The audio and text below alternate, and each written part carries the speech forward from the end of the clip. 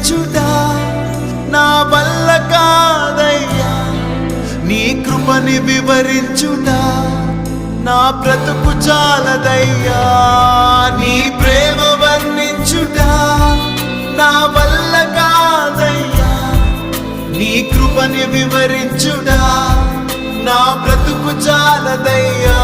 తండ్రి దేవా